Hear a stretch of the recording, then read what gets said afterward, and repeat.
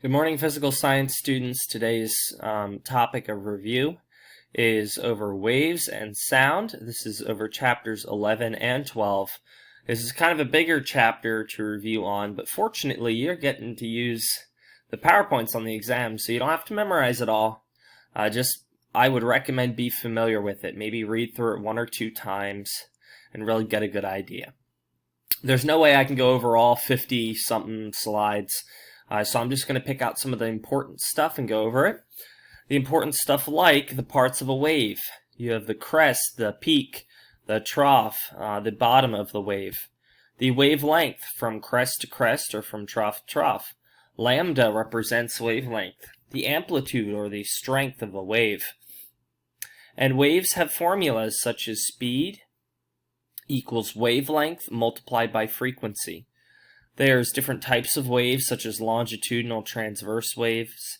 Waves have different attributes, such as pitch, how high or low a sound wave seems, loudness, how loud or soft a sound wave seems.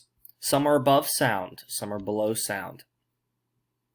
Some are above the speed of sound instead of the frequency of sound. Some are below the speed of sound, supersonic and subsonic.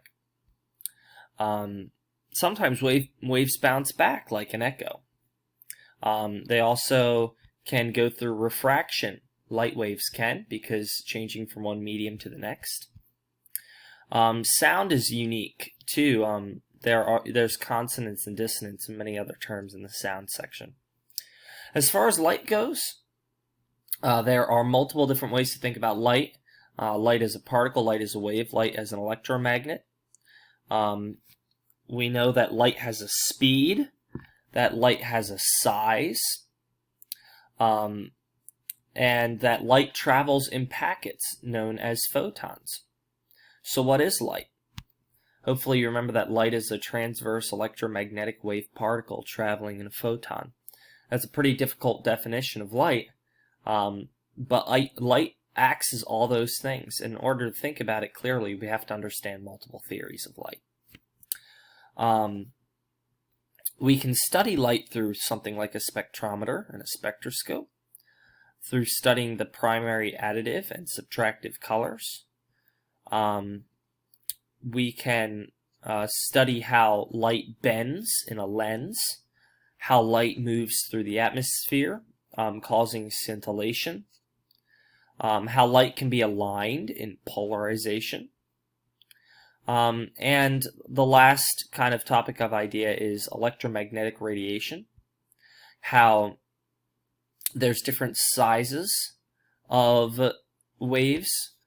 Radio waves are the biggest, harmless. Microwaves are pretty big, also harmless, like radar. Infrared, also harmless, like remote controls. The remote control isn't going to give you cancer. Neither is a heat-seeking missile, but a heat-seeking missile can kill you. Visible light can actually kind of hurt you, especially light that's smaller, like violet light.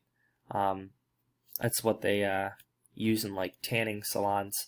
That can give you some skin cancer and can hurt your eyeballs. But ultraviolet light,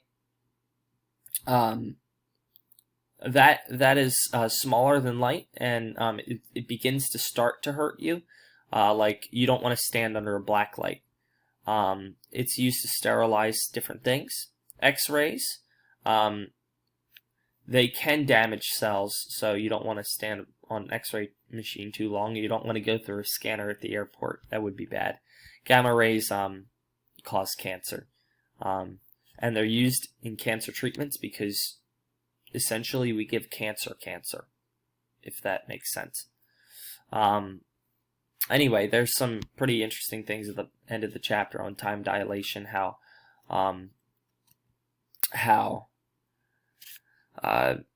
when you have something in the presence of high gravity, essentially, or high speed, it can affect time.